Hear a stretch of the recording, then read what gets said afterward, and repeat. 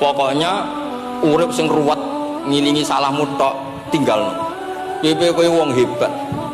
Misalnya ngeten, nak jenengan Gus anak kiai putu kiai, ya aneh kowe to. Bapakmu ra kiai, kowe ra kiai, mbahmu ra kiai kok seneng ngaji luwih aneh. Top tenan lho. Lho cara kula go tafsir Jalalain kan gak kaget dong. Muridnya Mbah Maimun, anake Mbah Nur Salim kan wajar go Jalalain. Sampean gak jelas asal usule go Jalalain.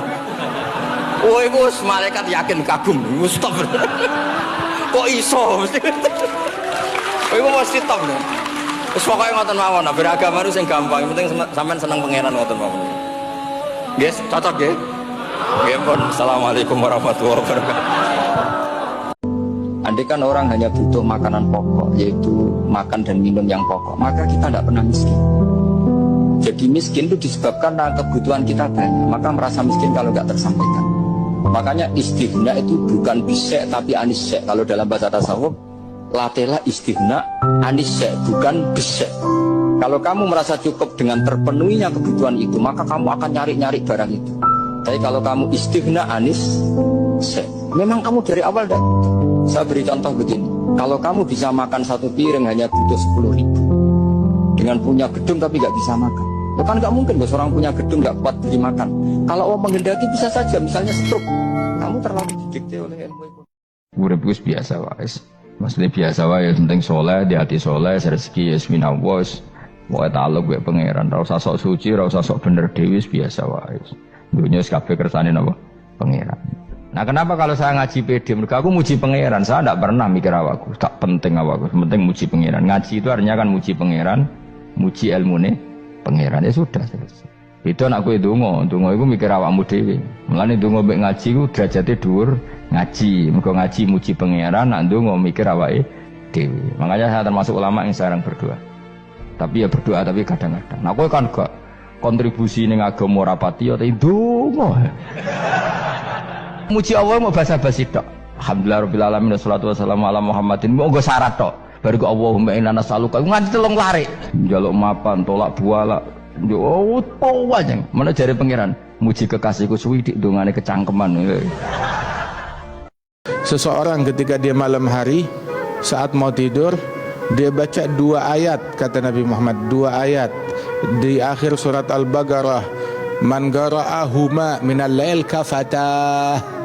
Yang membaca 2 ayat ini di malam hari, 2 ayat itu akan mencukupi keperluan dia.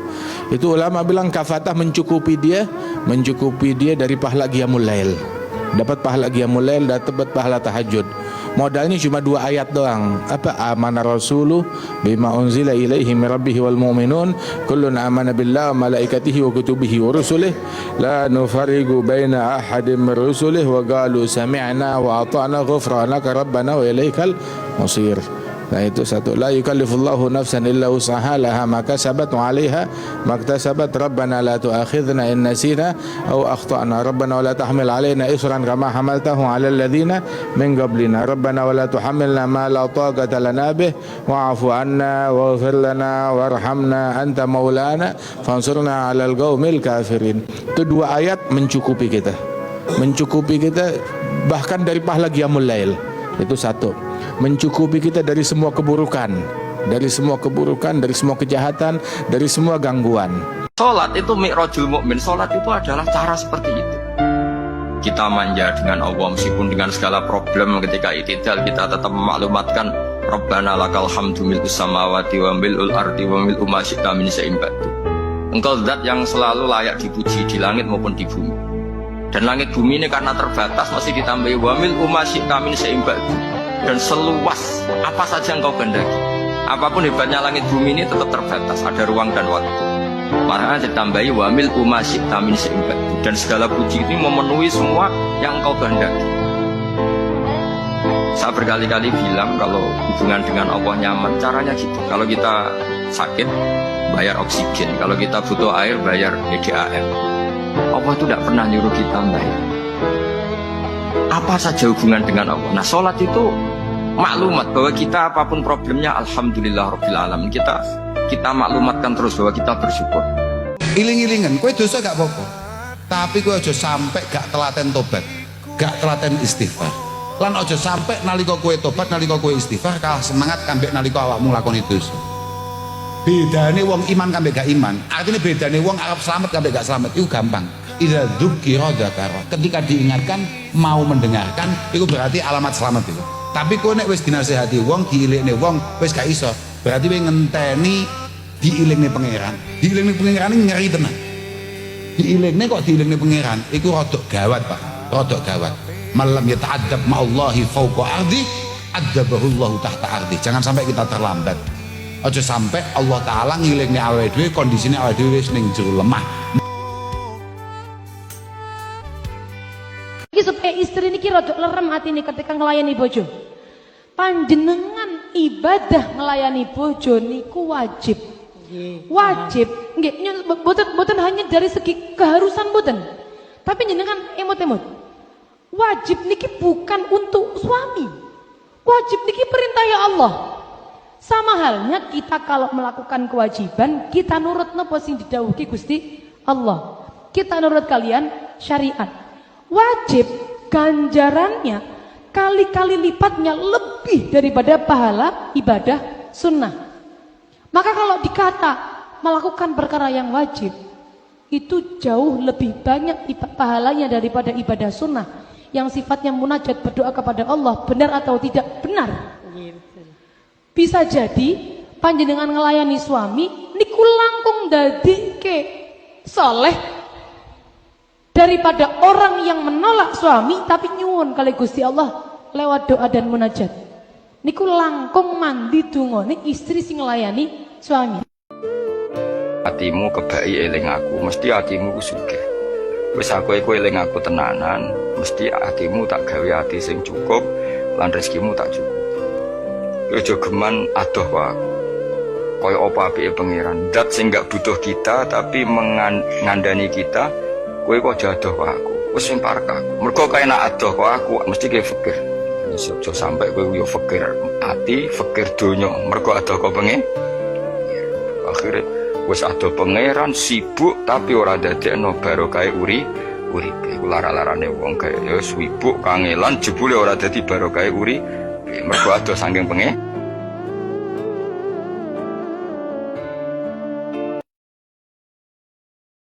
Anak kita harus dijauhkan daripada HP, terutama anak-anak perempuan. Ya, semuanya sama, cuma anak perempuan itu kadar akal yang Allah ciptakan itu tidak sekuat laki-laki. Laki-laki itu cara memandang, cara berpikir dan pola berpikirnya itu ke depan itu lebih. Perempuan tidak. Perempuan itu menganggap segala sesuatu serius. Apa yang didapatkan itu disangkanya itu serius gitu loh. Tapi kalau laki-laki tidak, gitu. Nah, oleh karenanya, jadi hendaknya kita jauhkan, terutama anak-anak ya yang masih kecil kita jauhkan, semaksimal mungkin kita jauhkan. Gitu. Kalau mereka itu seumpama, kalau kita nggak larang nanti dia itu pergi ke rumah tetangga dan sebagainya, malah tidak bisa diawasi, bisa lebih parah. Ya silahkan kita kita maksimalkan. Jadi misalnya kita boleh tapi dibatasi waktu ya. Nah, kemudian senangkan dia itu doa Al-Quran. Sambil jangan lupa bangun malam orang tua. Bangun malam doa kepada Allah. Karena walaupun fitnah terjadi tersebar di mana-mana, tapi kalau Allah berkehendak, dia akan dapat hidayat. Ketika orang dapat hidayat, seperti anak pondok ya, yang sudah sekian tahun berada di pondok, suruh buka jilbabnya. Nggak bakal mau. Kasih uang 10 juta, nggak bakal mau dia. Karena apa? Takut pada Allah. Itu hidayah namanya. Nah, bagaimana cara mendapatkan hidayah? Minta pada Allah. Jangan jauh-jauh daripada ulama, dekati para ulama, banyak bersedekah, ya. Nah, kemudian bantu perjuangan ulama, bantu pesantren, bantu masjid-masjid, bantu majelis taklim. Nah, dengan cara seperti itu kita akan mendapatkan keselamatan dunia dan akhirat. Ini orang se-Indonesia harus senang semua dengan hadis ini. Sa'altu waha mas'alatan wa wadittu anni lam akun sa'altuhu. Zakartu rusula rabbi fakultu sakhorta li Sulaiman ar-rih wa kallam taba'dahum. Terus faqala Allah ini mana? Alam ajidka yatiman fa'awaituka wa dolan fa'ataituka wa ailan fa'aghnituka. Ini kata Nabi Muhammad SAW. Saya itu pernah tanya sama Allah dan akhirnya saya gak suka kalau saya pernah tanya itu. Nabi itu pernah cemburu, ya Allah saya ini sama-sama Rasul. Tapi kok kurang wow gitu. Nabi Sulaiman kamu kasih angin, mau kemana saja bisa terbang pakai angin. Buatan jet loh, angin. Terus beberapa nabi engkau kasih mukjizat gini-gini. Ternyata yang sama Allah dijawab, Muhammad kamu kecil tuh yatim, dirawat oleh paman kamu. Kamu dulu nggak ngerti Quran, nggak ngerti papa, tak ngertikan Quran. Kamu dulu miskin, kamu sekarang kaya, punya papa. Artinya apa? Ternyata nikmat untuk nabi kita yang Sayyidul Awwalin wal Akhirin, nikmat-nikmat keseharian. Dulu kita tidak punya uang, sekarang punya uang. Dulu kita tidak nikah, sekarang nikah. Dulu tidak punya rumah, sekarang punya rumah. Artinya apa? Ketika Nabi, dalam tanda kutip, Nabi itu iri, Nabi Sulaiman dikasih angin, dikasih apa. Ternyata Allah jawab ada nikmat yang lebih besar dari itu, yaitu nikmat-nikmat keseharian. Dan akhirnya Nabi ngendikan, wawaditu anilam akun sa'altu. Saya itu suka andikan gak pernah tanya itu sama Allah. Jika kamu bisa senang kenal pejabat, kenal kiai gede, kenal artis, kenal tonggomu, mosok kenal pangeran rasanya. Kowe iso muji mobil, muji duit, muji banyu, muji es. Wong es yo trimo es anyep terus mbok puji. Wah enak ngombe es seger. Wah enak mangan sate wah enak. Iku bocah TK ya iso, copet ya iso, maling ya iso, profesor ya iso, kiai ya iso. Jadi nyifati ngene iku mustaraf, angger wong napa? Tapi nak nyifati enake tahajud itu nak orang soleh ra iso. Itu kalau sampai ngaji kitab tasawuf, itu bab bakhil itu tidak ada. Menurut kitab tasawuf, medit itu tidak ada, pikir itu tidak ada. Yang ada itu tomak. Tomak itu berharap dikasih orang lain. Sampai pernah nggak bilang kalau artis-artis di Jakarta kikir? Tidak pernah kan? Karena kamu tidak pernah ingin diberi.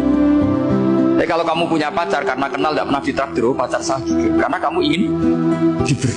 Pernah nggak kamu ngumpe orang lain kikir yang nggak kenal? Padahal tidak pernah memberi kamu, karena kamu tidak pernah Coba sekarang kamu saya tanya, ini latihan cerdas. Definisi kikir itu apa tuh? Nggak pernah memberi kamu kan? Artis-artis Jakarta, tokoh-tokoh nasional pernah nggak memberi kamu? Enggak kan? Tapi tidak pernah kamu vonis kikir, karena kamu tidak pernah tahu. Tapi pacar kamu, atau istri kamu, atau mertua kamu, kalau tidak ngasih warisan, kamu bilang kikir kan?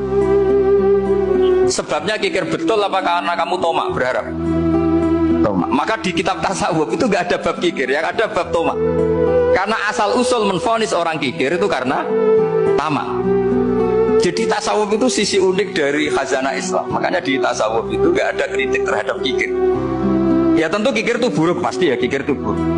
Tapi nggak perlu dikritik. Jangan-jangan yang salah kamu. Makanya Rasulullah itu sering isti'adah, minta perlindungan, wa min toma'in fi ghairi matma'in. Ya Allah, saya tidak ingin berkeinginan yang tidak layak. Karena semua dunia ini dimulai dari keinginan. Makanya mu'in itu ngarang kitab itu sederhana, tapi mengena. Santri kula itu nak ape salat ana qomat mesti melayu, tak celuk ki ana melayu. Mergo ben ketok usyak, ketok bronto. Mosok diceluk pangeran, rene terus mlaku sewante. Kudu fafirru ila Allah, ana mlayune. Firaru mlayu mboten mlaku. Wasari'u ila maghfiratin, musaraah iku gegancangan mboten sak kabere. Nah, sehingga mungkin kalau ngarang kitab ngeten. Wa yusannu salat bina wa yusannu nasyat li salatin. Disunanto an-nasyat ku mlayu rodok gumrega. Nak pas sampai salat. Terus dalile fa inna wa ta'ala dzamma tarikihi, karena Allah mengkritik orang munafik, yaitu wa idza qamu ila sholati qamu kusala. Yang munafik tangi turus moro masjid moro langgar sampai males-malesan angop. Itu perilakunya wong munafik. Mana nak kangkang ono adzan ono qomat kudu ono mlayune, mbah pira kadare kudu ono mlayune. Piye-piye ayate fafirru. Wong iku iso makrifat ning Allah. Manane makrifat ku idrok, iso ngidrok apa sing dadi sifat Allah taala. Iku ono telu. Siji al haya'u. Iku isin minallahi taala sang Allah taala. Ingkibadul qalbi tegese mungkerte ati. Iku maknane mungker ingkibadu qabdun. Ngene iki jenenge qabdun. Nah itu basdun. Ya, ngeten iki jenenge apa? Kasdun ngeten apa? Qabdun. Mengkeret itu sange wedine. Mengkerete ati an ma'asilai sang boro-boro maksiat. Jadi ati itu tidak kepengen maksiate mengkeret, maknane isin. Nomor loro wal hubbu lan seneng filahi ing dalem Allah. Jadi sing berbau Allah niku seneng. Seneng ngaji, seneng bakas hukum. Sira iso nglakoni lah. Pokoke hukume Allah iku seneng dibahas. Terus kula niku akhir-akhir niki mun wonten 7 tahun. Niku sering muasalah tengene ulama-ulama napa hakikat. Ulama hakikat itu nggak cara berpikir ya. Sifatnya Allah Taala niku pinten sing boro isi boro. Kan 90 pinten songo. Sifatnya Allah 90 songo niku dibagi kalih. Ini dikira sing gampang mau dibagi pinten kalih. Siji sifat jamal, apa? Jamal, sifat-sifat keindahan. Nomor kali itu sifat jalal, sifat-sifat nomor keagungan. Ini sifat-sifat nomor keagungan. Lah Allah niku kepengen kawulane kabeh iku kenal sifate. Nek ora gelem kenal api-apian dipaksa kenal. Terus ekspresi cara bahasa engke sakniki implementasi sifat-sifat iku dadi asal kudrati. Nomor 3 wa unsulan nyaman billahi iklan Allah. Wa ta'ala subhanahu as-sahhu. Iku ngrasa bangkit. Sohaya susuhuan maknane bangkit. Sohwan maknane bangkit. Jadi sing diarani ma'rifat itu dia akan bangkit atas nama Allah. Misalnya ke urip loro terus apa-apa ra iso. Ya apa-apa ra iso dadekno barokah. Mergo termasuk maksiat ya ora iso, nglakoni barang sing madharat ning agamamu ya ora iso. Misalnya ngaten nggih nyuwun sewu ya, semoga kita ndak ngalami. Misalnya ana wong ra iso mlaku lumpuh. Sebetulnya saat lumpuh itu ya dia bener gak iso Jumatan, gak iso jamaah ning masjid. Tapi kan ya iso teko ning klub, ning tempat-tempat maksiat. Dia akan bangkit atas nama Allah karena ketika dia lumpuh sebetulnya bukan sekedar tidak bisa Jumatan dan nekani pengajian, tapi kan ya ora iso nekani nggon apa maksiat. Dia bangkit lagi atas nama Allah. Iso ibadatul qalbi, iso ridho be qada. Akhirnya dia punya sarfet tetap bangkit. Tetap sarfet mergo napa as-sahhu napa? Iya.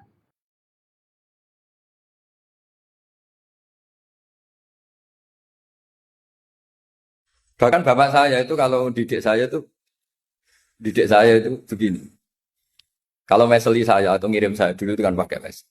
Ini uang kamu 500.000 untuk kamu. Mesti ditambahi 100.000 ini untuk buat jajan sama teman-teman. Mesti ada uang pokok, ada uang sodako. Dulu saya sering tanya, kenapa bapak sangat menghormati teman-teman saya? Kata bapak, kue mondok, aku raiso nyukupi, sing iso nyukupi ya konco-konco. Ternyata betul, rata-rata anak kuliah atau anak mondok, uang pribadinya kan 8 hari dari dikirim sudah habis. Berarti kan masih 22 hari, kok bisa hidup itu kan barokahnya teman-teman itu. Malah yang agak beling itu 1 hari sudah habis, berarti ada 29 yang bergantung sana-sini. Sehingga Nabi dulu cara ngendikan itu unik. Kata Nabi, da'un nasa yarzuqu wahu ba'duhum ba'duh. Menusau barnawa, engko saling memberi rezeki. Wong iku urip aja nuruti butuhing karep. Ning nurutono butuhing urip. Sing penting wong ki urip. Nek wong nuruti butuhing karep, ora tau rampung karep iki, ora tau meneng karep kuwi. Tundone malah dadi awake rekoso, pikirane rekoso, ora tau leren, ora iso turu, ora iso leren. Akhirnya malah ora keturutan kabeh. Mula sing penting nurutono kebutuhan ing urip. Kebutuhan urip ki apa? Yaiku nyembah ning sing kuwasa. Bahwa Jumiyah Tarekat adalah bukan ahli memutar tasbih saja. Atau dengan tasawufnya. Padahal keintelektualan pemikiran yang lebih jauh adalah orang-orang min ahli tasawuf. Bisa kita melihat kitab Jamaharatul Auliya. Kitab lebih terkenal lagi Ihya Ulumuddin dan kitab-kitab yang lain. Keberhasilan masuknya Islam ke Indonesia adalah khususnya dari orang-orang sufiyin. Rata-rata min ahli tariqah dengan akhlakul karimahnya, dengan peranan ekonominya, dengan peranan pertaniannya, dengan ilmu kedokterannya, dengan ilmu obat-obatannya. Itulah yang dibawa dibekal ketika mengenalkan Islam di Indonesia. Bukan adu kesaktian. Kita terina bubuk dengan cerita-cerita kesani, kesaktian. yang akhirnya padahal cerita itu penuh mengandung ajaran secara logika bisa kita terima. Bagaimana para beliau pada waktu itu hidup yang di zaman Brawijaya kekuatannya luar biasa. Menanamkan ekonomi, menanamkan dunia pertanian. Sehingga Brawijaya itu sendiri mengangkat Malik Ibrahim sebagai Menteri Ekonomi dan Menteri Irigasi yang terkait dalam dunia pertanian. Maulana Ibrahim Asmoro Kondi, ayah Kanjeng Sunan Ampel, diangkat menjadi Menteri Keuangan. Yang bikin istimewa, yang mengangkat agamanya berbeda, yang diangkat agamanya berbeda. Kok bisa gitu loh? Kok bisa berjalan? Pastinya kalau kita melihat dua tokoh sosok yang luar biasa, kita bisa melihat ketika beliau memimpin, berarti ekonomi maju, pertanian maju, sehingga bisa masuk income kepada kerajaan pada waktu itu. Pasti sangat dilindungi oleh kerajaan-kerajaan, karena apa? Income-nya yang luar biasa. Itu jelas.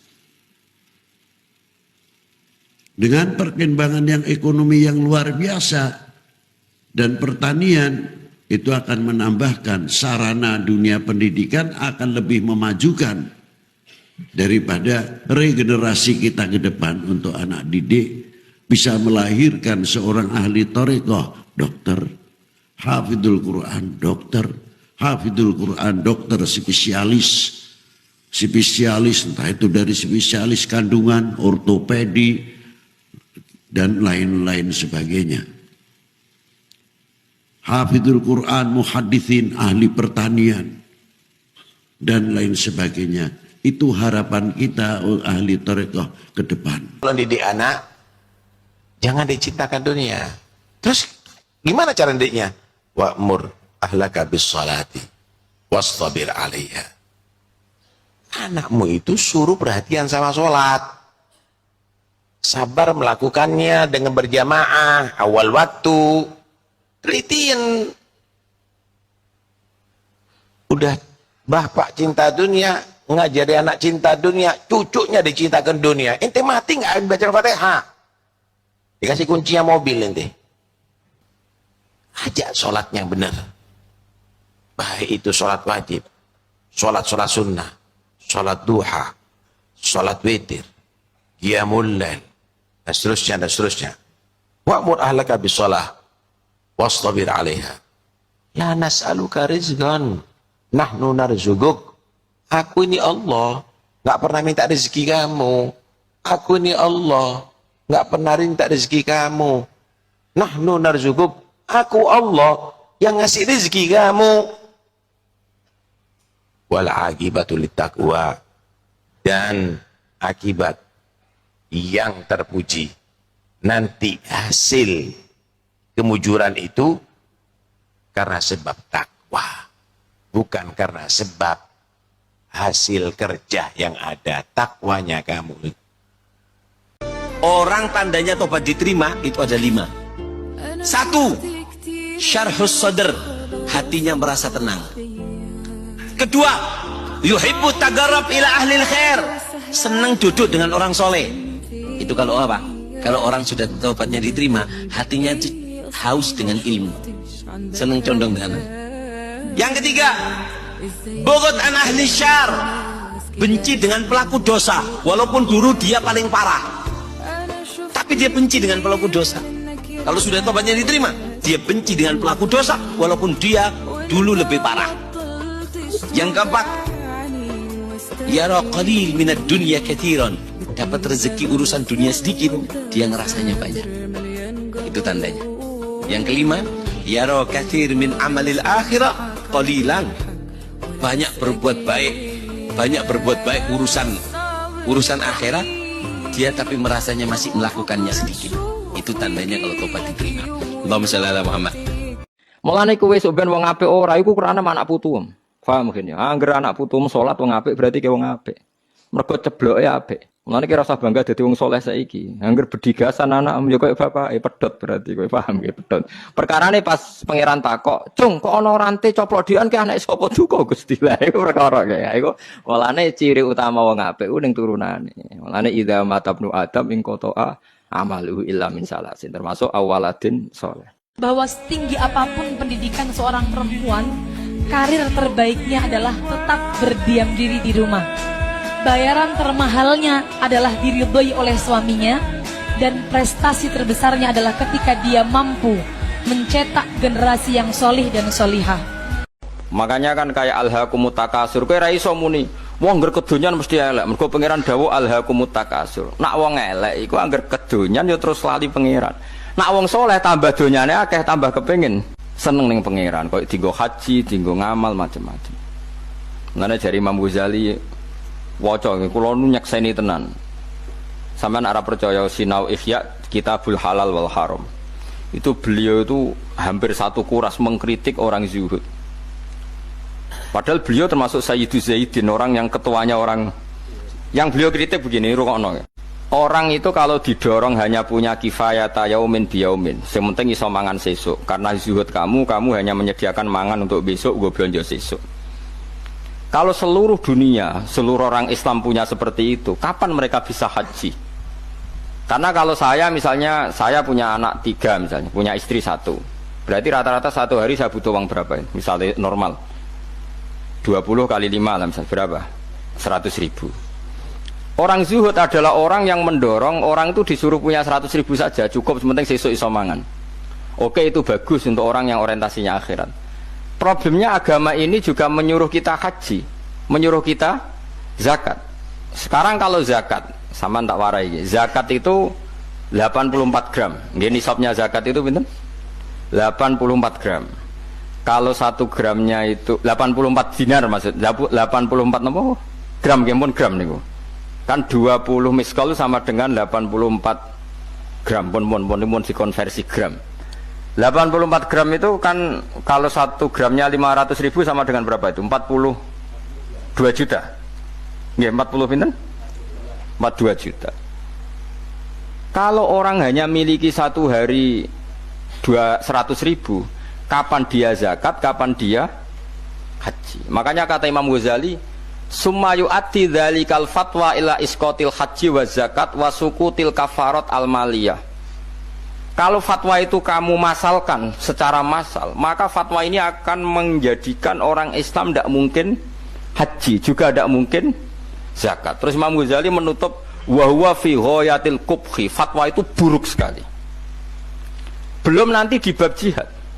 Kalau orang Islam hanya punya uang 100.000, lalu kalau orang Islam diserang kayak kasus Rohingya, kayak kasus, terus kita punya kekuatan apa? Kalau semua orang Islam hanya miliki kifayata yaumin biyaumin. Padahal orang Islam juga wajib jihad, wajib punya uang untuk ngelawan non muslim misalnya yang harbi misalnya. Makanya kata Imam Ghazali, soal mal itu alha, ini kembali ke makna alha. Ya alha dari apa dan siapa yang bisa di alha? Sabaleni malih ya. Harta elek kan mergo innama kanatil amwal misalnya sarron mergo alha. Harta jelek itu karena alha. Lah kalau sekarang justru harta itu menjadikan kamu ndak alha, malah jadi energi jihad misalnya. Makanya menurut saya sementing wong soleh sih, nangger soleh ku melarat ya oke, perkarane terus sabar mlebu swarga, soleh sugih ya oke terus mlebu. Problemnya nak ra soleh iku sugih ya amen ngumpul wedokan, nak ra soleh melarat ya malah nyopet. Pokoke bolak-balik ra soleh iku masalah. Mulane sing penting iku soleh sih, penting kuncine iku soleh sih. Liyane iku ora penting. Mergo nak soleh misalnya terus seneng wedokan kan tetep dinikah terus anake akeh wong Islam. Misalnya nak sing seneng wayo, nak sing seneng mergawe ya terus ekonomi dikuasai wong Islam. Nak ekonomi dikuasai wong fasik kok ya bengok-bengok. Dikuasai wong zalim ya kowe bengok-bengok. Mendingan Islam wong soleh nguasai napa? Ekonomi. Jangan pernah berteman orang yang tidak siap melihat kamu. Jika kowe ini seneng aku ngaji aku, ada kowe keyakinan Gus kudu sempurna, tak usir. Itu keangkuhan. Selera begitu itu bukan khusyuk tapi keangkuhan. Wong nang nabi kok mbok asumsekno ora salah. Iku keangkuhan. Aku iku dibuli wong pirang-pirang mergo dianggap ndelalah sing viral iku rada cedhek kali kula. Dibuli wong pirang-pirang. Mas iki tahu atraksi yang cah iki. Loh, iya Pak. Dinasihati. Kenapa kemudian diam saja? Saya jawab saya mumpung lagi viral-viral ini. Aku iku santri. Al-mu'min iku yasturu wa yansah wal fajir yu'ayyir wa yafdhah. Al-mu'min yasturu wa yansah wal fajir yu'ayyiru wa yafdhah. Jenengan kayak milih, diarani wong duwe keimanan yang Allah Subhanahu wa taala, diarani wong sing siap nderek Mbah Kanjeng Nabi Muhammad sallallahu alaihi wasallam. Ketika ada orang yang salah, maka dia akan selalu siap untuk menutupi semua kesalahannya dan kemudian pelan-pelan menasehati. Iku nek mukmin tenan. Tapi orang yang lacur, aku mau jane ngomong wong sing tolol, tapi gak wani wedi aku, Sumpah asline ning atiku, ning lambeku meh muni ngono. Tapi aku wedi. Dadi wong sing tolol, awakmu langsung enak ya. Wis kurang piye aku langsung awakmu wis ngake. Contoh. Kamu langsung tolol kalau kemudian caramu mengingatkan adalah dengan cara yu'ayyir wa yafdhah. Nyata-nyata kamu melakukan kesalahan dan kami semua tahu itu adalah sebuah kesalahan, kemudian saya bully dan bulian itu kemudian saya sebarkan kemana-mana. Ojo ikdam, ojo ngundang ikdam ruwet, ikdam rusak, ikdam. Paham gak? Dan itu adalah al-fajir. Tapi seorang santri, seorang mukmin loh, iki tapi makanya gak mesti, masih santri gue mesti. Seberapa besar pahala anak yang menuntut ilmu di pesantren? Kalau anaknya ente jangan ragu, jangan heran, pahalanya luar biasa. Seluruh ada yang di langit dan di bumi beristighfar kepadanya. Malaikat menghormati orang yang menuntut ilmu. Tidak ada amalan yang lebih tinggi daripada menuntut ilmu. Dah, itu pahala besar, itu bagi penuntut ilmu. Orang tuanya gimana? Siapa orang yang menunjukkan dan membantu kepada suatu kebaikan, dia dapat pahala yang sama seperti yang menunjukkan. Kalau membiayai gimana? Kalau dia yang menyemangati gimana? Dapat pahala yang sama. Jadi orang tua yang punya anak ditaruh di pondok pesantren itu pahalanya double. Pahala anaknya sendiri belajar udah dapat pahala.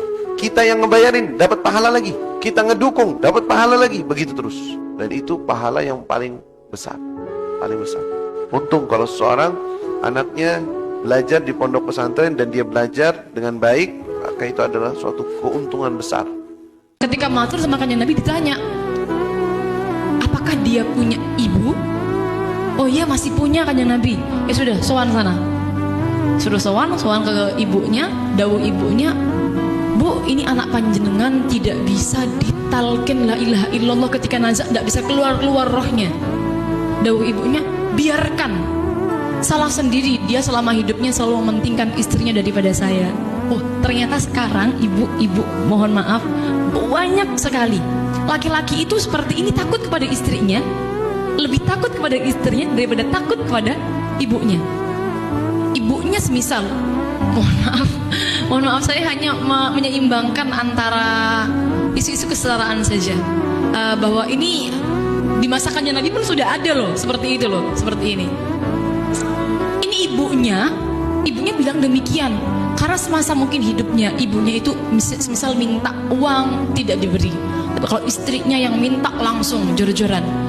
Orang tua kadang-kadang 24 jam saudara tidak melihat anaknya sholat, tidak peduli, kadang-kadang tidak melihat, tidak mendengarkan anak baca Quran, tidak peduli. Coba anak tidak makan sehari semalam, nangis orang tuanya.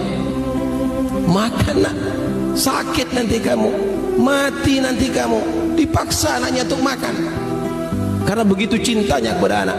Tapi anak tidak sholat, anak selalu menyanyi, tidak pernah mengaji, belum pernah menangis baca Quran. Nak, sholat nak masuk neraka nanti kamu nak. Seakan-akan din tidak berlaku ada pada diri kita semuanya. Dikatakan oleh Imam Junaid al-Baghdadi, beliau mengatakan tanzilur rahmah alal fuqara fi thalathati mawatin. Ketika kalian hadir di majelisnya orang soleh, Allah itu menurunkan rahmat di 3 tempat. 1, indas sima', ketika dimulai bacaan hadro dzikir dimulai, yang khusyuk, siapkan hatimu. Di situ awal mula Allah menuangkan rahmatnya di depan orang soleh. Yang kedua, indah to'am, ketika makan. Makanya para habaib itu terkadang para solihin, para kiai-kiai itu kalau ada tamu pasti dikasih makan. Kenapa? Karena sebagian orang hadir majelis rahmat nggak masuk, sehingga orang soleh diakali. Kalau cuman hadir rahmat mental, dipaksalah rahmat itu lewat makanan yang dibacakan, zikir, makanan yang ada di depan orang soleh yang dihadirkan di tempat seperti ini. Makanya kata Rasulullah, barokah kami letakkan di makanan. Yang ketiga, muhawaratul ilm, dengarkan ketika mereka sedang menyampaikan ilmu. Ketika sedang ceramah, dengarkan. Pada saat itu Allah menurunkan rahmat. Ta'alamu al-ilma. Sebisa mungkin sampean kuwi aja sampai ora sempat ngaji. Sampean kudu ngaji. Fa inna ta'allumahu lillahi khasyah. Sampean gelem belajar, sampean gelem, artinya apa? Sampean gelem budal ngaji tok. Sampean gelem moro ning wong sing gelem mulang sampean ngaji tok. Itu sudah masuk kategori khasyah. Khasyah, memiliki ketakutan kepada Allah Subhanahu wa taala. Nah, jualan pakaian tidur atau pakaian yang buka aurat, kalau lihat orang yang beli itu kemungkinan dipakai di luar, kamu jual ke dia haram walaupun sah. Ini yang sering terjadi, perlu disampaikan. Haram, dosa ente. Dia setiap pakai di luar rumah ente ikut dosa ente. Salahmu. Yang penting oleh duit, beb, lo ndak bisa. Kamu yang penting dapat duit, mikir urip enak ning donya, ora mikir mati enak. Ya, yang penting urip enak, ndak mikir yang penting mati enak. Nah, ini naudzubillah. Jadi orang nggak kenal Tuhannya itu buruk sekali, mal'un. Nah, bisa kenal Tuhannya dimulai dari mana? Illa aliman au muta'aliman, yaitu harus proses belajar mengajar. Mau tidak mau. Makanya setiap ilmu, makanya saat tadi rembukan sama Pak Arifin, semuanya harus atas nama ilmu. Ibadah itu nomor 2, akhlak nomor 2, semuanya nomor 1 itu ilmu. Sekali ilmu ini hilang, maka semuanya hilang. Makanya di Quran dimulai Iqra bismi rabbikal ladzi khalaq. Termasuk sifat Allah Ta'ala yang awal-awal dikenalkan apa? Iqra wa rabbukal. Ketika Allah mensifati dirinya akram, alladzi 'allama. Orang terbaik, paling akram, paling karim, paling dermawan adalah zat sing alama, mengajarkan. Makanya kata Nabi, tidak ada sedekah sebaik kalimah yang ditemukan orang muslim, dan kalimah itu kalimah bijak kemudian diajarkan ke muslim yang lain. Itu disebut afdhalus sedekah. Karena ini mengawal Islam. Masalah duit dunia tak kena, cek wong sing aku seneng, cek ora seneng. Wali juga ge kathah, wong kafir juga ge kathah, wong soleh juga ge kathah, wong fasik, bos-bos narkoba juga ge kathah. Tapi wal ilmu la utihi illa man uhib. Tapi kalau ilmu agama maksudnya tidak saya kasihkan kecuali pada orang yang saya senang. Mane Mbak Mun ana wong alim hormati pol masuk santri ini nak alim. Masyhur kok. Mbak Mun alasannya masyarakat ya. Mayuridillah fi khairan yufaqihu fid din. Angger Allah ngersakno apik mesti ditakdir alim. Bagimu yang punya anak, bagus jika masih ada yang sedang hamil, tapi meskipun anakmu sudah besar-besar, sepertinya bolehlah kamu kembali mengucapkan hal ini kepada Allah Subhanahu wa ta'ala. Ya Allah, aku persembahkan anak-anakku untukmu ya Allah. Terimalah ia di sisimu. Aku persembahkan anak-anakku untukmu ya Allah. Aku akan menjadikannya seperti yang engkau mau. Aku akan mengajarkannya cara beribadah kepadamu. Aku akan mendampingi langkah-langkahnya mendekati surgamu. Tak akan kubiarkan ia berbuat dosa. Aku akan terus mendekapnya ya Allah dengan kasih sayangku menuju surgamu. Bantulah aku untuk dapat melakukannya ya Allah. Sebab aku tahu anak-anakku bukanlah milikku. Ia akan aku bawa menujumu. Niat yang baik sama anak-anak, jadikan ia investasi untuk masa ketika kamu sudah berada dalam alam kubur. Bila mana wanita itu salehah, taqiyah, zahidah, istiqomah ya, maka tidak diragukan nanti akan menurunkan zuriat yang thayyibah. Kalau kita mengingat sejarah-sejarah, banyak sekali ulama-ulama itu walaupun bapaknya orang biasa, namun bila mana ibunya itu menghadap kepada Allah, ini mayoritas itu menurunkan atau mengeluarkan tokoh-tokoh ulama-ulama yang besar. Sebab doa ibu itu mustajab, doa itu mustajab. Namun kalau wanita itu keluyuran, sering keluar, bagaimana akan mendoakan anaknya itu? Jangan dikira istri yang solehah yang cantiknya luar biasa, yang rambutnya begini, yang kulitnya begini. Lah, bukan itu. Istri yang solehah adalah istri yang senantiasa memberikan dukungan secara totalitas kepada engkau untuk semakin dekat kepada Allah, untuk bersiap menuju ke negeri akhirah, dan untuk bagaimana cara agar besok mendapatkan syafaatnya Nabi besar Muhammad sallallahu alaihi wasallam. Makanya wanita salehah, suami yang saleh, anak yang saleh dan salehah tidak bisa dilihat dari segi paras, tidak bisa diukur dari segi harta dan materi. Tapi ketika pasanganmu membantumu untuk semakin dekat kepada Allah, dia adalah pasangan yang saleh dan salehah.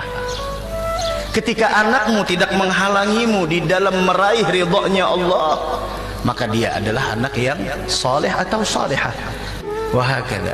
Begitulah harusnya rumah orang mukmin, mukminah, muslim, muslimah untuk bahu membahu di dalam mendekatkan diri kepada Allah. Habib ini memang ya aneh-aneh. Jadi Habib itu Allah membagi. Habib itu kalau Al-Husaini yang banyak di Indonesia. Jadi harus tahu beda sama kiai-kiai ini, harus tahu. Jadi kalau Barat Al-Hasan, mengapa bisa kayak begitu? Jadi Habib Al-Husaini datang di Indonesia, meramaikan Indonesia. Semua para wali-wali 9. Wali-wali 9 itu adalah para habaib. Yang enggak Habib banyak 2. Sunan Muria, Sunan Kalijogo. Lainnya adalah keturunan habaib, tapi tidak dihabibkan. Cuma ekor pinter nih gak tahu amal. Niki penting sangat, penting sangat. Walhasil panjenengan nyala putra wonten pondok pesantren itu tidak salah sama sekali. Tapi panjenengan harus mengadakan security terus menerus. Di rungokne, di telepon, misalnya niki alat telepon pirang-pirang mawon. Kowe ya apa le ning pondok iki ngaji temenan tah sampe ning gaya-gaya tok ae. Bapak iku susah banget delok sampean bapak biyen wis gak mondok. Diwakili kowe saiki mondok, engko nang ning pondok mek gaya-gayaan. Ya apa aja sampe koyo ngono le, abah iki nangis tenan. Saestu panjenengan Bu, putra-putra panjenengan panjungani dalu panjenengan ngelilir meleh. Nangis dateng Gusti Allah Ta'ala, ya Allah, anak kula lho Gusti, panjenengan dadosaken tiyang ingkang ilmiah, amalia ilmiah ingkang ajrih kalian panjenengan. Namung anak kula ingkang kula ndelaken, kula piyambak pun kados keten iki. Wis salat sunat yo gak tahu, tahajud yo gak tahu, ndres Quran yo gak tahu. Wah, Masya Allah, saestu geton awake dhewe iki bakale wong mati ki mati tenan, luar aja dianggep mati ki bakal alah kok kuburan iki seles mulih nang omah ora ngono kuwi. Lan sing iso nyelametne awake dhewe iki anak-anake dhewe. Mulane anak-anak mulai digalak nih. Kula niku gak ada anak namine Kausar. Kula mau sampean aja lunga to Le. Ngaji lah. Ngaji. Lek gur pidato nek sakit tunggale. Bakul jamu ning pasar ya pinter omong kok. Tapi ngaji sekali lagi ngaji itu penting banget. Abahmu ini penggawe ini ngaji soalnya. Enggak, Masya Allah. Jadi orang gemen-gemen. Nggak perlu seneni ngoten kehilangan krungu kiran boten. Kadang anak yang ngono soal ya ini sing diseneni iki ya sadar, ini sing ra sadar. Oh bapak wis ketinggalan zaman. Oh mesti ngoten nek. Ya mesti ditinggal karo zaman ini melaku terus. Ngoten. Tapi Harus tahu kamu. Wong tua selalu nyuwun yang Gusti Allah Taala, ya Allah, la tazarni farda wa anta khairul warisin. Gusti, ampun panjenengan tilar piyambak kula Gusti. Panjenengan pari pewaris, pewaris. Tiyang ingkang saged mari dhateng kula menawi kula menika pejah. Oh, niki penting. Masya Allah, ya Allah, Rabbi la tazarni farda wa anta khairul warisin. Rabbana hab lana min azwajina wa dzurriyyatina qurrata a'yun waj'alna lil muttaqina imama. Niki lho, awake dhewe kudu bendina nek niki demi untuk numbali anak. Anak ya kudu ngerti lek bapak iki kaya ngono kuwi, aja kosok dolan sak karepe dhewe entuk ndi, jangan seperti itu. Kula tekankan sekali lagi, kula suwun kanthi sanget para bapak, para ibu, menawi panjenengan kagungan putra wayah sing sampun wanci ning ngaos, estu kedah jenengan dorong supados ngaos. Ampun namung panjenengan semangatikan sekolah. Bukan berarti sekolah nggak penting, sekolah niku penting banget. Sekolah niku penting, tapi ojo pisan-pisan banjur orang ngaji. Kudu lengkap. Sekolah yo hasil, ngajine yo iso. Mergo innallaha niku yabghadu kulla alimin bi umuri dunya tapi jahilin bi umuril akhirah. Pangeran niku paling gak seneng delok kawulane. Niku kambek babakan donya pintere ra karuan, tapi kambek babakan akhirat pekoke ra ketulungan. Lah niku aja sampe jenengan duwe anak, duwe putu banjur ora kenal kiai, ora ngerti ngaji. Pertentangan kerja sampai tua. Ayo, gue nambah tanah, nambah sawah, alasin jagani anak. Yang ngenakno anakmu, berarti sampean dadi wong tua keploro karo anak. Wi wong tua goblok. Wong tua goblok. Sampeyan isuk ning akhirat, seteng gepeng ora ninggali warisan donya ning anak, mboten dosa sampean. Ora ono pertanyaan pertanggungjawaban. Kowe mbiyen mati anakmu mbok tinggali omah pira, mbok tinggali sawah pirang hektar, mbok tinggali duit pira, ora ono pitakon kuwi. Dadi sampeyan mati babar pisan ora ninggal warisan donya ning anak, mboten dosa sampeyan. Sing dadi masalah iki anakmu ngerti agama apa ora, anakmu salat apa ora, anakmu akhlake mbok didik apa ora.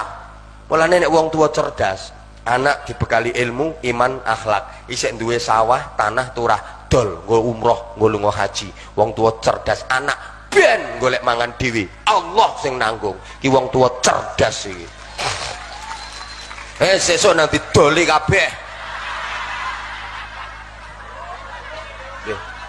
Lah sampean ruwane to, sampean urip keploro mulai nom sampai tekan saiki ora ngrasake nikmat sampean. Wong tua goblok kuwi. Kok sampean mati anakmu tukaran gegeran perkara rebutan omah, rebutan tanah, rebutan sawah. Dosane wong guyu paling banter uraan. Tapi nak dosane wong susah nak meleset itu gak rido mek kodok. Tak balen malih. Dosane wong guyu paling banter uraan. Iku ae nak hitungane uraan, nak krana syukur ra apa-apa. Tapi nak dosane wong merengut sekali meleset ora rido mek kodok. Padahal ancamane malam yardo bi qada iku falyatub robban siwai. Wong sing gak rido mek kodok kodarku golek pangeran liyane aku. Iki ana neh wal yakhruj min tahti ardi wa samai. Aja manggon bumiku. Oh, bumi sing gawe aku merengat-merengut ae. Dadi sokae urip sing seneng. Pokoke dawuh Nabi inna min khiyari ummati qauman yadkhakuna napa jahron tapi min saati rahmatillah. Ora krana arogan tapi mergo yakin rahmati Allah karena sampean makome nangis ki monggo. Tapi ku iso nyerempet ora rido mek kodok. Mbah Imam Ghazali itu menampilkan satu hadis yang berbunyi la yalqallaha 'abdun bi dzambin 'azama min jahalati ahli. Ora ono kawula sing sowan ana ngarsane Allah Subhanahu wa taala nggawa dosa sing luwih gawat tinimbang ninggal anake, ninggal keturunane dalam kondisi bodoh, dalam kondisi tidak terdidik, dalam kondisi boten pate iso ngaji gampangane ngono. Makane jenengan kedah syukur wonten ngarsane Allah Subhanahu wa taala dilalah kagungan putra-putra sing siap dikengken ngaji, sing siap dikengken mondho, sing siap dadi bocah sing nyedek teng kiai-kiai. Apa tuh, Pak? Saya itu. Jangan kita berdebat sama orang perempuan. Saat kita dengar ucapan yang kagak enak dari mereka satu ucapan, jangan kita balas, jangan kita sautin. Sebab kalau kita sautin, itu satu ucapan dari dia punya gerombolan, punya 1000 teman-teman. Kalau ente diomongin sama dia, ente bilang, ya Ser, Masya Allah, terima kasih, maaf, selesai, sudah beres. Tapi kalau ente ingat, tapi sebabnya begini, oh mau main dalil-dalilan. Biar kata ente hafal 1000 kitab, nggak mempan dalilnya ente. Orang perempuan, jawaban yang paling baik, maafkan saya, senyum. Kena ben selamat ning dunia ku lomo, repot wong ora lomo iku repot. Kalau kamu hanya mendapat itu resiko, kamu juga harus memberi. Karena semua amal baik itu sebaiknya diperlihatkan supaya bisa ditiru. Nggak ada derajat yang lebih tinggi ketimbang derajatnya para nabi, dan mereka saat melakukan kebaikan ya dipertontonkan, diperlihatkan. Karena tadi kebaikan harus berkesinambungan dan itu harus ada yang nyontoni. Memang harus seperti itu. Salah satu keberkahan rumah itu dicabut oleh Allah ketika di dalamnya ada penghuni-penghuninya, salah satunya itu tidak sholat. Nah, oleh karena itu kita wajib strength kepada keluarga kita, terutama kepada anak-anak kita di dalam urusan sholat. Sujud yo sing tenanan saat ini. Mun Gusti kula nyerah. Kasus tersane kasus, tetep kula sujud jenengan. Donga ra mandi Allah Gusti. Pancen kula mboten pangeran, nggih terserah jenengan mandi napa mboten. Iku jenenge sujud tenan. Pun Gusti nak pancen kasus-kasus kula dadekno kula di penjara, monggo penjara mawon. Mung kadung didamel penjara niku. Nak pancen maslahate bojo kula gugat rafak nggih kersane Gusti, mungkin maslahate mboten bojo kula. Iku sujud tenan. Sujud kok kurang napa nih to Gusti kula. Tahajud tempun, waqiah pun. Ijazah jalbur rizki nggih pun. Jal-jalut nggih pun. Primbon nggih pun. Kok tesih ngobos ku napa-napanan. Iku jenenge ra sujud tuh. Iku jenenge demonstrasi. Oh, kok angel teman kandanane. Bukankah seharusnya salah satu niat pernikahan adalah sebagaimana dikatakan oleh Imam Allamatud Dunya, laisa hubbut tib wan nikahi illa li jam'il qalbi wal arwahi wa niswatun aunan ala salahi yarwina anhu ahsanal ahwali.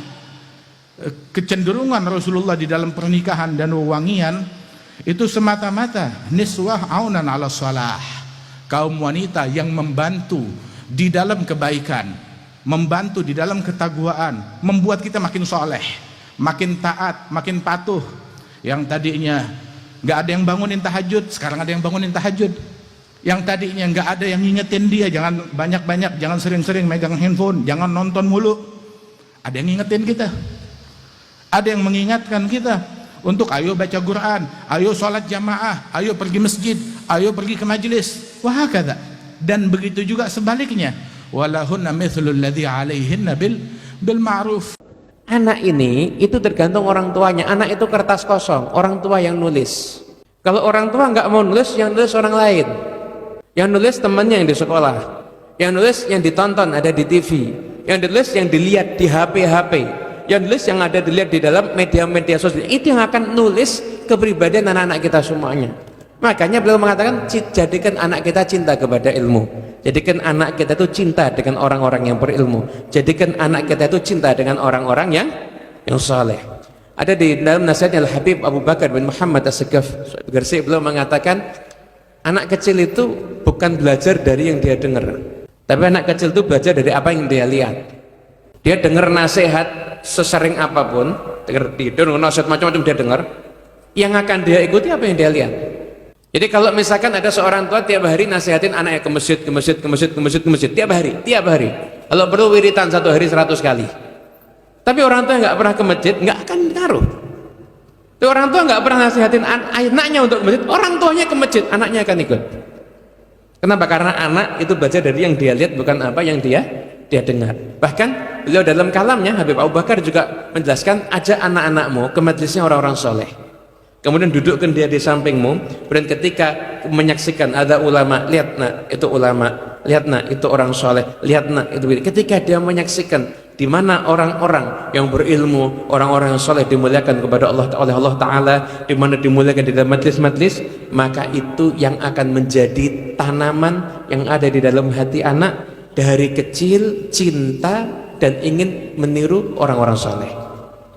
Karena anak kecil itu dia belajar daripada apa yang dia lihat. Begitu juga salafun salih yurabbuna awladahum bin nazar.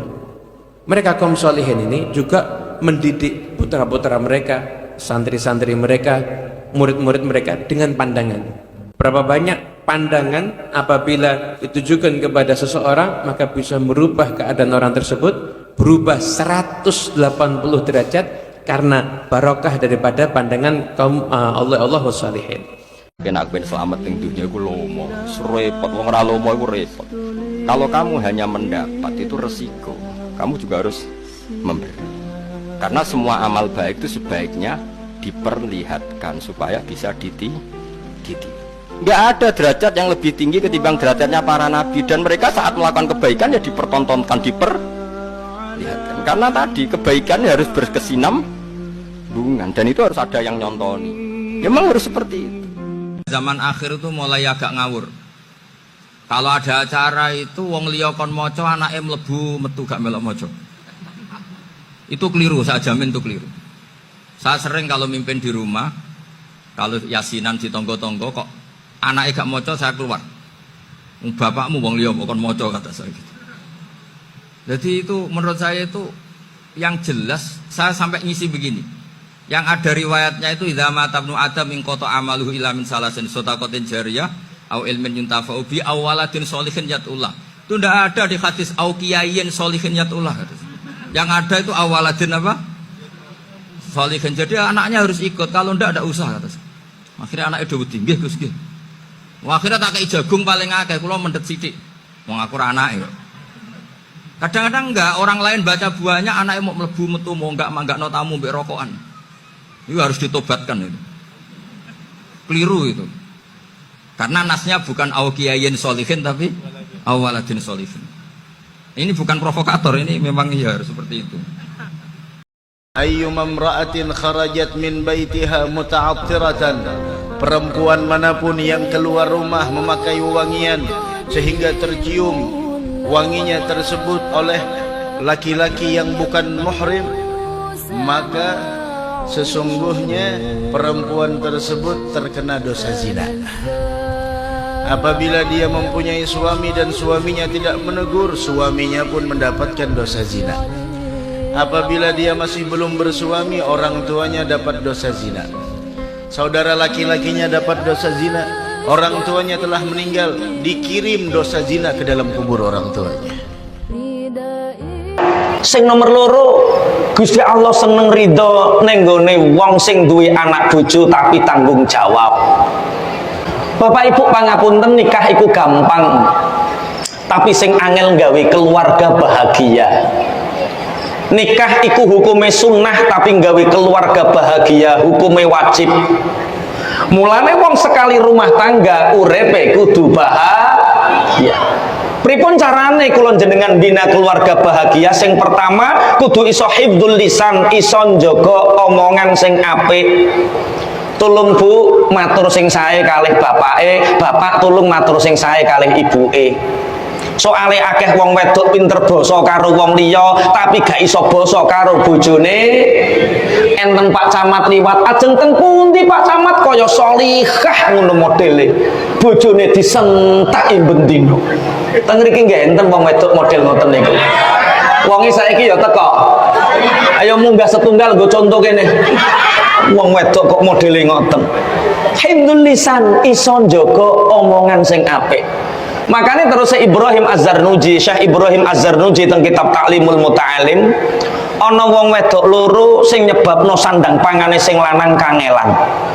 Lho, rezekine wong wedok niku dititipno karo sing jaler. Lho, ana wong wedok sing nyebabno sing jaler niki golek sandang pangan rada kangelan. Sinten niku? Siji wong wedok sing nyuwara luwih banter tinimbang sing lanang. Bu, eneng apa? Wong lanang krungu banter sing wedok ngoten niku sarape langsung pedhok sitok. Sesone Bu, eneng apa leh Pak? Ngoten wis pedhot loro sarape. Lah wong wedok kakean disentaki sing sing lanang kakean disentaki sing wedok, ngoten niku sarape ndak pedhot ndak duwedel. Nek wis dedel ngelobi napa-napa kangelan. Nek wis kangelan otomatis maisyae abot. Kula gadah rencang. Apal Quran, hafid, maca kitab kuning, ahli, bareng dikongkon khutbah. Empun persiapan buku khutbah. Arep maju jam 11:30 empun manjing, jam 11 seprapat disentak bojone gregeli ning dhuwur kleru terus Pak. Hurufe putih kabeh jerepe. Polisi tentara niku rak betot-betot. Bedele gede, kuat, tapi nek disentak sing wedok langsung bentung dadak tak kandhani. Nggih makane tulung Bu aja geleman nyentaki sing lanang. Makane terus Ibrahim Az-Zarnuji wong wedok niku nek nyuwara kudu sak ngisore sing lanang. Bu, dalem. Bu, dalem. Bu, dalem. Kudu sak ngisore terus. Kenging napa wong wedok niku diciptakan oleh Allah lemah lembut, wong lanang gagah. Lanangan gagah ngeten niki pangapunten atine ayem, krasa tentrem nek krungu swara sing alus. Dadi wong lanang kok ana bojo alus karo sing lanang. Ngeten niki sing lanang langsung sarape nyembung tek tek tek tek comordas. Rono rene oleh obyekan wae. Siji ngomong sing apik. Sing nomor loro wong wedok sing nyumpek nang sandang pangane sing lanang inggih punika wong wedok sing boten maringi kemuliaan ning gone sing jaler. Nek cara Ibrahim Az-Zarnuji entokno ana santri mlaku sak ngarepe kiai, ana anak mlaku sak ngarepe wong tuwa, ana wong wedok mlaku sak ngarepe sing lanang niku nyempetno rezeki, nyempitno rezeki. Sampeyan Bu buah seruan ning gone tangga sing gadah damel kok sing lanang ijek jagang mendel entosi. Sing jaler kok melampah jenengan ning pinggire seh tengen alun-alun ning pinggire. Ora kok cenanalan. Sing lanang jek jagang cenanalan, ayo to Pak, ayo dagake. Sing guyu kok pengalaman ketoke. Mulane Pak jenengan nek kepengin rezekine lancar kok sing wedok mlaku ning ngarepe sampean langsung tarik le. Hifdzul lisan iso njaga omongan sing apik. Anak-anak itu butuh disedekoi. Ya, semampunya. Sedekah dong wetone gawe ke sego kluban. Kalau di kampung itu ada wetonan, ada bancaan gitu ya. Atau pas ada rezeki sampean hari Jumat tak sedekah niatnya dakoi anak untuk tolak bala. Kalau sering sedekah maka kita akan dijauhkan dari bala, dari musibah. Lah, punya anak nggak mau ngaji itu kan musibah deh Mas. Iya guys, ya kan. Punya anak nggak mau ngaji itu adalah bala. Maka harus kita tolak. Dengan apa? Dengan sedekah. Zaman Mbah Mun melarat niku wayahe bojone takok ranti beras ya tetep mulang. Mbah Dola Salang badhe mucal dikandani garwane, "Pak, ora ana beras, apa hubungane mbek aku ape mulang?"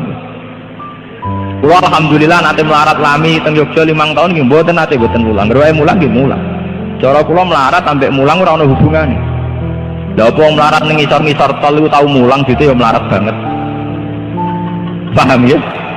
Saniki masyarakat itu ngawur, kadang saiki wis rabi aja ngaji, mikir ekonomi. Apa sing ra ngaji terus do sugih, sing kere nggih tetep kere. Dadi mboten enten hubungane kere mek ngaji. Wong sing kere ra ngaji nggih pirang? Sing ngaji kere nggih pirang? Lho nek ngono ya tok ngaji kere entuk ganjaran. Aja sampai wis kere ra entuk. Nah, ini namanya kere aktif, itu bagus nih. Dalam syariat Allah kere aktif menapa? Bagus.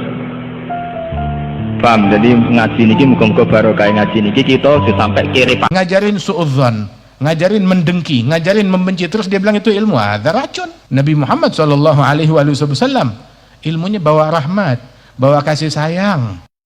Baru 2 hari bangun malam udah nganggap diri orang paling mulia sekampung, udah nganggap diri orang yang paling afdal, udah nganggap diri ana khairum minka, aku lebih baik daripada engkau.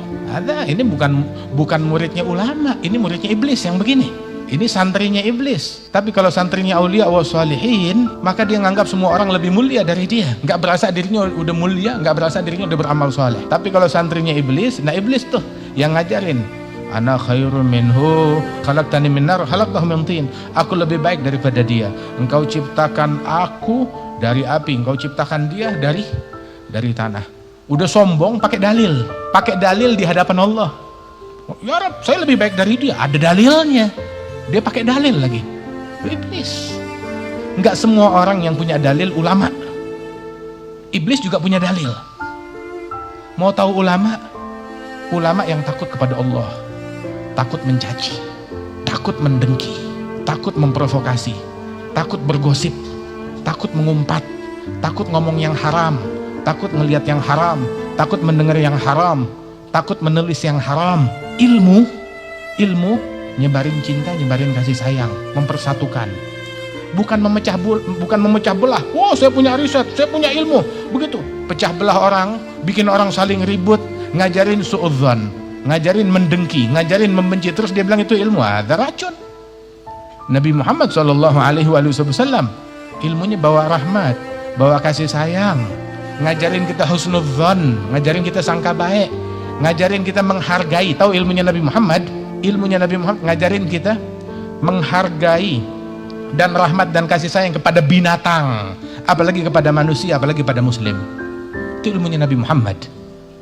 Nggak ngeganggu hewan, apalagi ngeganggu manusia, baik dengan perbuatan ataupun dengan ucapan. Rasul SAW nggak pernah memukul dengan tangannya selain jihad fisabilillah. Selain jihad nggak pernah memukul dengan tangannya hewan, binatang, manusia, budak, muslim ataupun kafir. Nggak pernah memukul dengan tangannya selain jihad fisabilillah. Nggak pernah memukul, hatta hewan nggak pernah. Bahkan nggak pernah melaknat hewan, nggak pernah melaknat binatang, nggak pernah mencaci hewan dan binatang, apalagi manusia. Sallallahu alaihi wa alihi wasallam. Kalau atas nama ilmu terus ngajarin kita mencaci, memaki, itu bukan ilmu. Itu bukan ilmunya Nabi, ilmunya iblis. Itu bukan dakwahnya Nabi, dakwahnya iblis. Ilmunya Nabi nggak kayak begitu. Jangan kita dirancukan. Ilmu Nabi sama ilmu iblis beda tipis. Kita kalau nggak pakai cara iblis, nggak bakalan menang memperjuangkan Islam. Mau Islam berjaya harus pakai caranya iblis, nggak mempan pakai caranya Nabi Muhammad. Nabi lu iblis apa Nabi Muhammad? Alhamdulillah min dzalik. Dari ucapan-ucapan yang menistakan Rasulullah Shallallahu Alaihi Wasallam.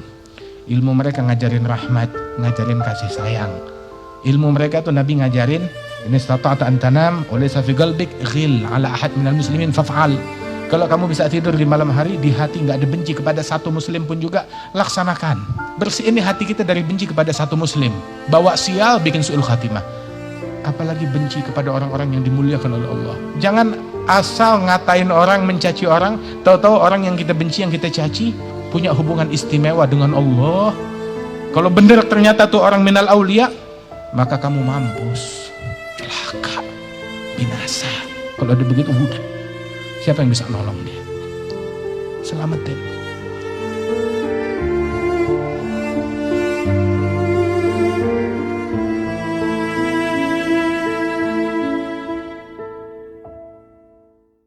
Wanita, istri, ketika dia tidur di malam hari dalam keadaan suaminya murka, sebab istri nggak punya akhlak, dalam keadaan suaminya murka, maka dia dilaknat oleh Allah sampai subuh. Tahajud, bangun malam, istighfar, pengajian, ya Rabbi sholli ala Muhammad, tapi suaminya murka, dia dilaknat. Bahkan tuh sampai keluar rumah tanpa izin, walaupun keluar rumahnya pergi ibadat, ngaji, pengajian, tahlilan, maulidan, tapi nggak izin sama suami, maka dilaknat oleh Allah sampai dia pulang. Itu argonya sama, jalan terus kayak taksi itu pakai argo. Nah ini argo laknat, ngalir terus. Kenapa? Nggak ada akhlak. 10 penyebab kegagalan orang tua memiliki anak yang soleh.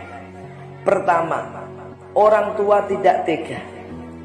Banyak orang tua itu yang gagal mendidik anaknya, tetapi juga enggan memasrahkan, menitipkan anaknya kepada orang lain yang mampu mendidik, ke pondok pesantren misalnya. Alasannya karena tidak tega. Kedua, anak tidak diberikan kesempatan. Setiap anak yang terlahir di dunia ini, mereka punya potensi menjadi anak yang soleh. Mereka punya potensi menjadi anak yang hebat di masa yang akan datang. Mereka dibekali akal oleh Allah, dibekali hati yang bersih oleh Allah, dibekali jasad yang kuat oleh Allah untuk berkembang. Tetapi orang tuanya tidak memberikan kesempatan anaknya berkembang ke arah yang baik. Ketiga, anak selalu dilayani. Apapun yang menjadi kebutuhan anak di rumah dilayani. Baju dicucikan, makan dimasakkan, bahkan diambilkan dan lain sebagainya. Keempat, anak selalu dimanjakan. Apapun yang menjadi keinginan anaknya dituruti. Pengen HP dibelikan, pengen motor dibelikan. Tidak menimbang manfaat madorotnya. Alasannya karena sayang. Justru karena sayang yang tidak terkontrol, itu justru menjerumuskan anaknya. Yang kelima, di rumah anak seperti raja. Istilah orang Jawa, sauni-unine dirumokke digugu. Yang keenam, orang tua selalu mengalah. Di hadapan anak, sehebat apapun orang tua, tidak akan mampu berbuat apa-apa. Pasti hanya mengalah, mengalah, dan mengalah. Makanya, meskipun anak seorang kiai punya pondok di rumah, anaknya sendiri dipondokkan karena merasa tidak mampu mendidik anaknya. Yang ke-7, orang tua menyerah. Ketika melihat kondisi anaknya yang sulit terkontrol, sulit dikendalikan, pada saat itu kebanyakan orang tua menyerah. Yang ke-8, orang tua memaklumi kebiasaan buruk anaknya. Di rumah anaknya main HP, main game, lupa sholat, lupa ngaji. Orang tua banyak memaklumi, tidak berani memarahi, hanya memaklumi karena anaknya, karena sayang. Kalau sudah seperti itu, ya Allah, na'udzubillahi min dzalik. Yang ke-9, orang tua tidak memiliki ketegasan. Di rumah anaknya berbuat sesuka hati, orang tua tidak memiliki ketegasan. Ini biasanya dipengaruhi oleh poin yang ke-10. Yang ke-10 ini adalah orang tua tidak konsisten. Dalam memberikan contoh baik, orang tua tidak konsisten. Menyuruh anaknya sholat, tetapi dirinya sendiri tidak sholat, tidak jamaah. Menyuruh anaknya mengaji, tetapi orang tuanya sendiri malah asik main HP. Ini yang menjadi pokok kesulitan-kesulitan dalam rumah tangga. Itulah 10 penyebab kegagalan orang tua memiliki anak yang soleh. Semua bukan karena salah anaknya, tetapi karena kesalahan orang tuanya sendiri. Wallahu a'lam bishawab.